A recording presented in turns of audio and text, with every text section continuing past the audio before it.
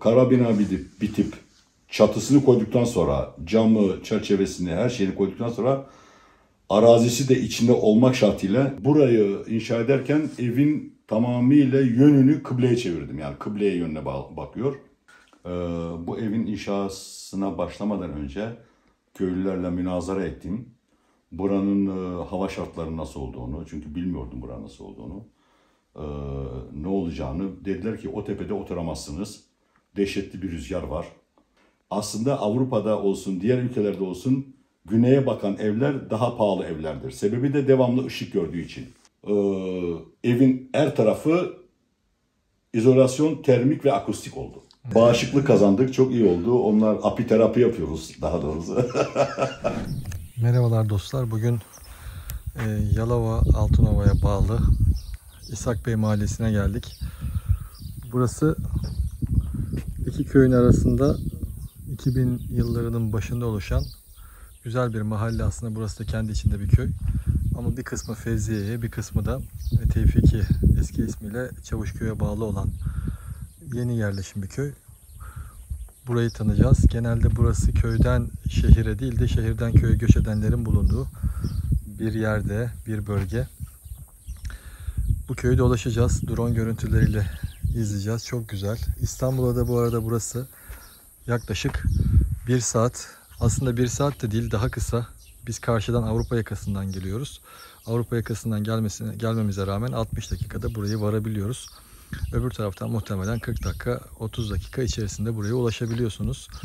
Müthiş bir manzarası var. İstanbul'a çok yakın olması çok cazip olmuş. Cazip aslında. İşte birçok burada yaşayan insan da İstanbul'dan buraya gelenler. Tabii ki sadece İstanbul'da değil, yurt dışından da buraya yerleşenler var. Şimdi videonun ilerleyen kısmında bununla ilgili de birisiyle tanışacağız. Bize kendisini tanıtacak. Hem köyle ilgili hem sıra dışı bir evi var. Kendi eviyle ilgili de bize gözlemlerini anlatacak diyelim. Görüşmek üzere.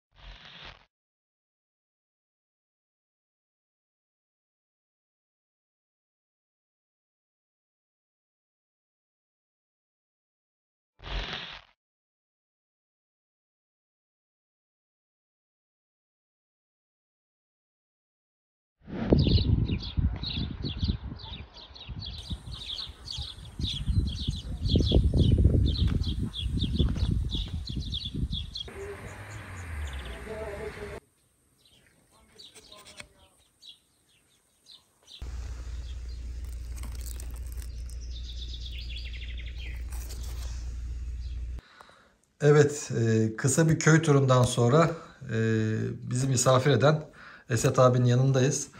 Biraz tanıyabilir miyiz sizi? Zaten tanıyorsunuz ama Ben tanıyorum tabii ama izleyenler için tabii ki. izleyenler için tanıtayım. Ben Esat Sefer. Aşağı yukarı 50-55 seneye yakın yurt dışında kaldım. En nihayetinde Türkiye'ye yerleşmeye karar aldık. Türkiye'de yerleştik ve şu gördüğünüz köyde daimi kalmak üzere kararımızı aldık ve çok da memnunuz. Buraya gelişimizin ana sebeplerinden bir tanesi de, daha doğrusu gençliğimizden beri böyle bir özlemimiz vardı. Benim özellikle özlemim vardı.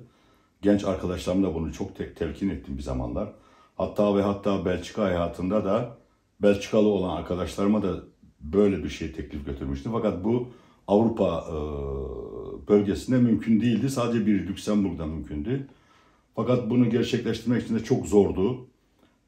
Yani nedeni de her kesimden insan olacağı için beyaz yakalılar, mavi yakalılar, sanatkarlar veyahut da eline hiçbir iş gelmeyen, sanatkar olmayan, bunların geçimini temin etmek biraz zordu.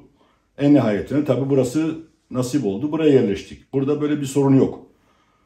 Nedenine gelince hepimiz emekliyiz. Bu emekliliğin sağladığı avantajlardan faydalanıyoruz yani daha doğrusu. En azından yaşlılığımızın son günlerinde buralarda kalmak, burada hayat sürmek bizim için çok iyi. İnşallah ahiretimiz de böyle olur. İnşallah. Yani bu mahallenin kuruluşunda ben yokum ama fikir babası benim diyebilirim. Yani şöyle fikir babasıyım. Buraya geldiğimizde, her sene geldiğimizde burayı kurması için öncelik olan kişiler, yani önder olan kişilere bunu ben sık sık tekrarlardım. En azından kendi hısım, akraba ve arkadaşlarımızın bir arada toplanıp oturabileceğimiz bir yer, bir mahalle veyahut da yaşlılarımızın bir araya gelebileceği bir yer.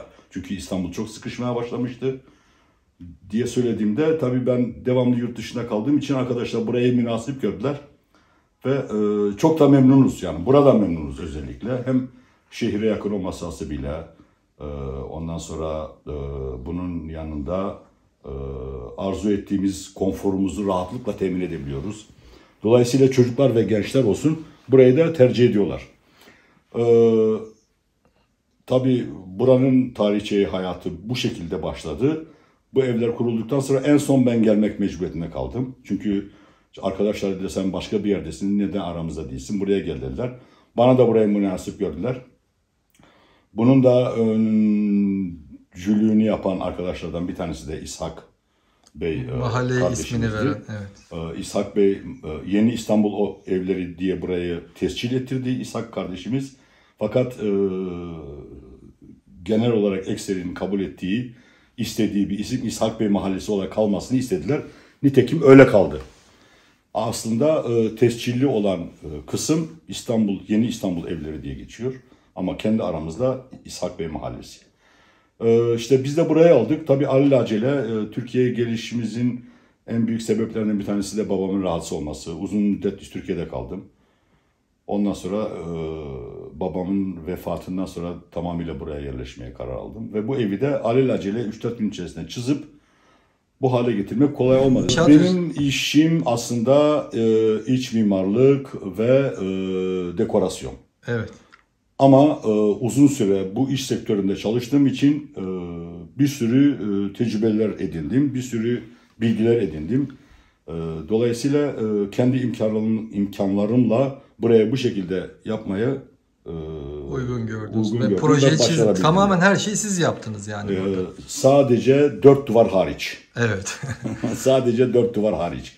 Geri kalan hepsi bizim elimizden geçti. Projelendirme, çizilmesi, yapılması, neyin nereden geçeceği, ne şekilde olması gerektiği, ne şekilde dekor olması gerektiği. Aslında henüz dekoru bitmiş değil.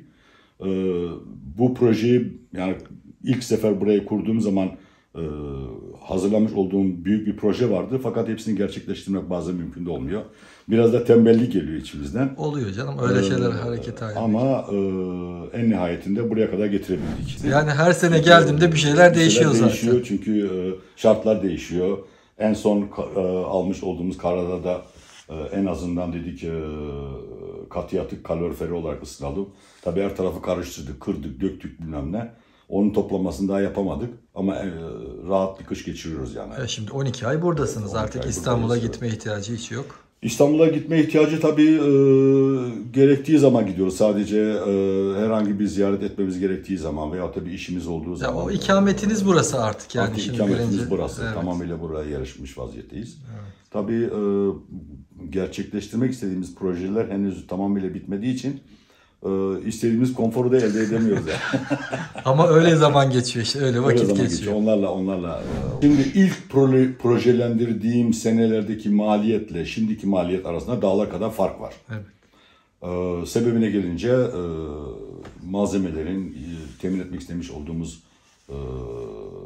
alet, edevat ve malzemelerin çok aşırı şekilde fiyatlanması, pahalı olması. Ama ilk ben projelendirdiğim zaman şu şekilde karabenayı çıkarıp çatısını, camını, çerçevesini her şeyi koyduktan sonra çok cüz'i bir paraya mal etmiştim. Çünkü mesleğim icabı da neyin nerede olacağını, ne şekilde olması gerektiğini, neyi ne şekilde daha ucuz temin edebileceğimi bildiğim için diğerlerinden çok daha ucuza mal etmiştim. Söylersem belki de ayıp olacak ama kara bina bitip çatısını koyduktan sonra, camı, çerçevesini, her şeyini koyduktan sonra arazisi de içinde olmak şartıyla 2002 veya 2001 senesinde olacak. Evet.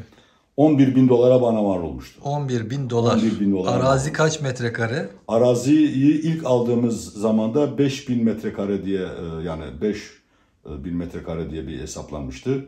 Tabii amca, dayım istediği, halamın oğlu istediği bilmem ne dağıtınca dedim bana 1500 metrekaresini verin. Geri kalanı siz istediğiniz gibi kullanın diye. Onlara da işte 1000'er metrekare bir şey kaldı. Dayım yanımda, halamın oğlu yanımda, diğer akrabalar öbür tarafında. Ne güzel. Ondan sonra 1500 metrekare üzerinde hepsini o sene hesapladığım zaman 11.000 dolara çıkmıştım. Arkasından gene yani tahminime göre diğer eklemeler, diğer bazı şeyleri yaptıktan sonra tahmin ediyorum 50-55.000 dolar gibi bir parayı bulduğunuz son zamanlara kadar. Şu zamana kadar bulduğunu tahmin ediyorum. Kabataslak. Kabataslak. Şimdi bahçeyi ben biraz önce dolaştım.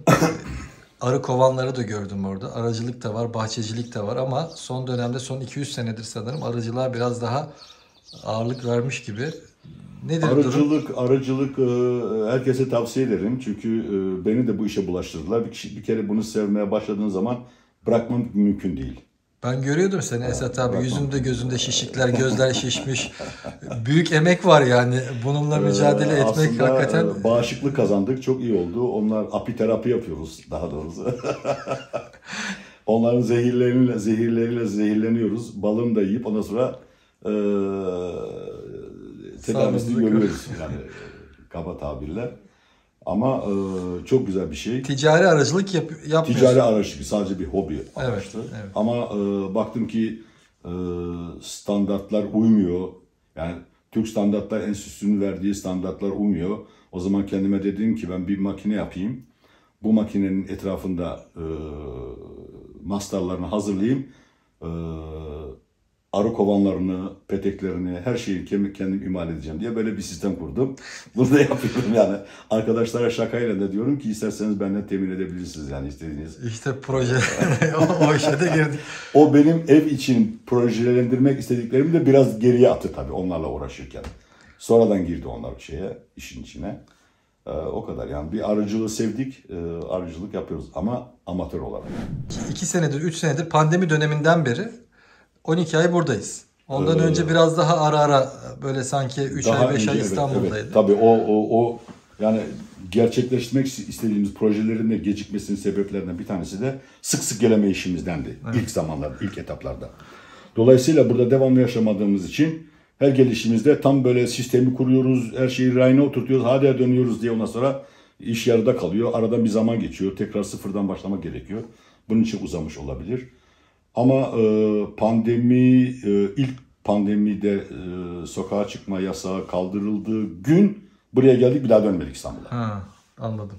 Şeyi soracağım işte burada 12 ay yaşadığımız için senin sık sık değişiklik yaptığını da söylemiştim videoda zaten. Ama en sonunda olayı çözdük herhalde, ısınma problemini. En son kararımız bu galiba değil mi? En son kararımız bu. Bu nasıl bir şey? Bunu da merak eden olur belki. Yani kazan sistemi mi bu? Bu hem sıcak suyumu temin ediyor. Aynı zamanda hem de evimi yani bütün evimi ısıtıyor. Aşağı yukarı 400 metreküpe yakın bir şey var. Hacim var ısıtılması gereken. Ve bu 400 metreküpü rahatlıkla ısıtabiliyor. Çok güzel. Bu kış çok ağır bir kış şartları geçirdik. Ona rağmen evimizin içerisinde 24-25 derece devamlı sıcaklık mevcuttu. Zeminden de ısıtma var. Zeminden ısıtma yok. Sadece bazı yerlerde boruları yerden geçirmemiz gerektiği için oradan geçince biraz ısınıyor. O kadar, yoksa ayaklarımız üşüdüğü zaman oraya basıyoruz. Gayet güzel. Ben şimdi izin varsa üst katı da dolaşayım verandada. Dolaş ama leş gibi, haberin olsun. Olsun, şimdi spontane geldik zaten. Allah'ım yıkasın. Annen nasıl, iyi mi? İyi. Çok iyi, çok iyi. Evet, ev bu şekilde, mutfak kısmı yapılmış.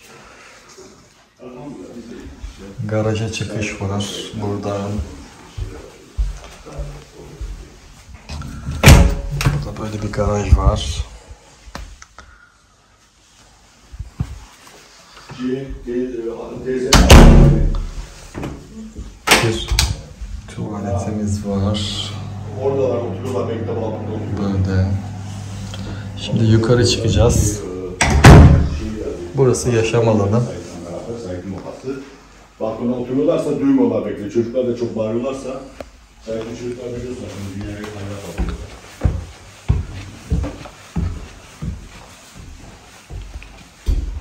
Hep telefonu arama, hep telefonu bozuk çalışmıyor. Cep telefonu ara, cep telefonu. Hadi oldu. Evet, dışarıdan gördüğümüz veranda da bu. Ya, sonra sürelerin arasında izledim. Oldu mu lan? Tamam. Selam söyle anne.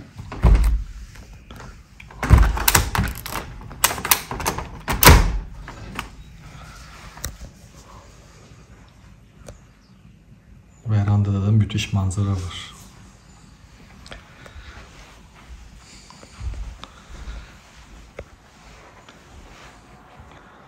Bugün hava serin. Normalde bu çalışma masası muhtemelen hep dışarıda. Görüyorsunuz keyfi. Şezlong. Çıkamıyorum şu anda dışarı, kapı kapalı. Çok da güzel manzara. Şimdi drone görüntülerinden de görmüşsünüzdür. Birçok ev tek bir projeyle çizilmiş gibi.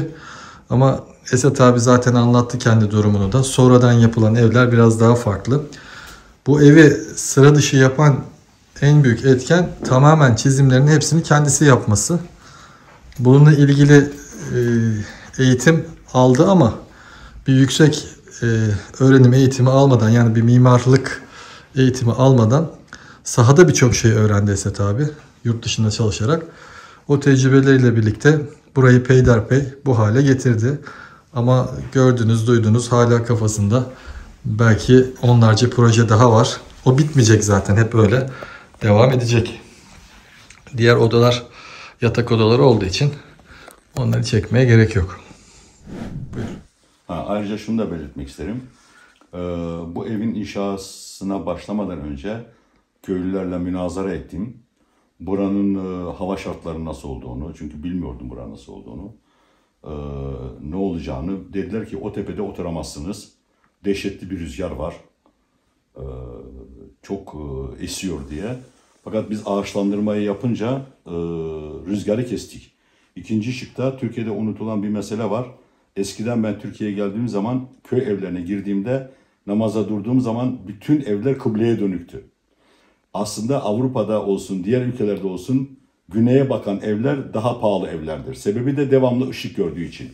Şimdi Türkiye'de bunu zaten köylüler çözmüşlerdi, yani köy şartlarda çözmüşlerdi. Kasabalarda da bu, şehirlerde de oluyordu ama şimdiki şartlarda imkansız gibi.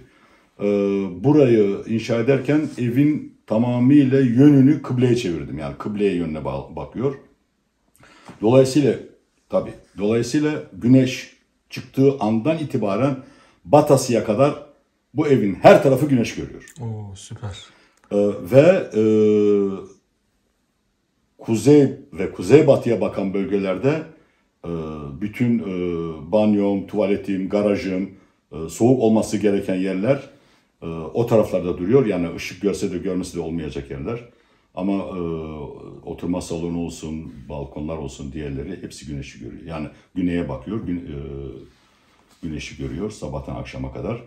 Ve ihtiyarların bana dediğine yönelerek aynı zamanda evin giriş kısımlarını mümkün olduğu kadar rüzgarın ve yağmurun geldiği yöne değil, aksi istikamete koydum. Bunu iyi ki yapmışım. Çok çok faydasını gördüm. Ayrıca bu evin bir tane de özelliği hemen hemen Türkiye'de yapılıyor ama bu şekilde yapıldığını zannetmiyorum. Duvarlar 2 kat. 2 kat ama birinci kat birinci bölüm duvar ana taşıyıcı, izolasyon yani poliüretan 3 santimetre, arada 5 santimetre hava boşluğu ve ikinci bir duvar. Yani hiçbirisi birbirine değmiyor.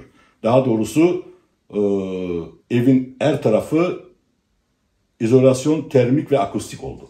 Çok güzel. Bunun bana çok çok avantajı oldu hem yazın hem kış için. Yani burada klimaymış, bilmem neymiş herhangi bir şey kullanmıyoruz. Sadece çok soğuk olduğu zaman gördüğün gibi kalorifer yakıyoruz. Evet, süper. Biz de biliyoruz yani tescilli. Zaten geldiğimiz için sık sık. Evet. Burası çok rahat. Çok teşekkür ederim Esat abi. Tamam Sait. Ağırladığın için bizi. İnşallah. Çok sağ ol. Başka zamanda İkram için de çok teşekkür ederiz. Daha detaylı konuşuruz. Tabii, tabii. Çok inşallah. sağ ol. Köy hakkında, köylüler hakkında, neden buraya tercih ettiğimiz hakkında daha başka söyleyecek. Torun Torba'ya da selamlar söyleyebilirsin. Belki izlerler onlar da. Herkese ayrı ayrı selamlar. Tamam. Herkese, dinleyenler herkese selamlar. Çok teşekkür. Hürmetler.